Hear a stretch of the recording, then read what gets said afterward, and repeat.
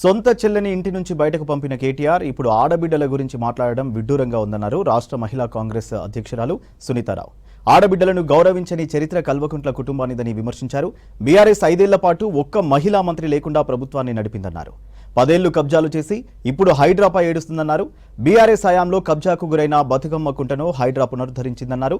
Bathukamma కుంటలో Bathukamma ఆడుదామని BRS ఎమ్మెల్యేలు సబితా ఇంద్రారెడ్డి, సునీతా లక్ష్మారెడ్డి బతుకమ్మ కుంటకు రావాలని కోరారు సునీతారావు. ఎన్ని ఉన్నాయి అనేది పాపం ప్రజలందరికీ తెలీదు. కానీ ప్రజాపాలనలో 6 గ్యారెంటీలు ఏ విధంగా అమలు చేస్తున్నాం, ఎన్ని ఉన్నాయక్క, ఏమొస్తాయక్క అని మమ్మల్ని అడిగేది. సో అవి మాకు కష్టం లేకుండానే ఒకటి క్లారిటీ ఇచ్చేశారు, మా స్కీమ్స్ ఉన్నాయని.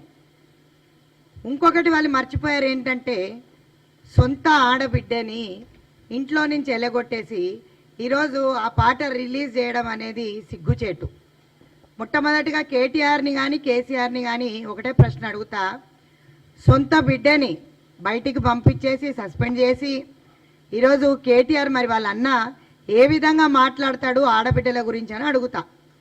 ఆడబిడ్డల గురించి మర్యాద గురించి మాట్లాడే కన్నా ముందు సొంత ఆడబిడ్డను మంచిగా చూసుకోవాలి అని తెలివి తక్కువ వాళ్ళు వీళ్ళు కల్వకుంట్ల ఫ్యామిలీ అని చెప్పకనే చెప్తున్నారు.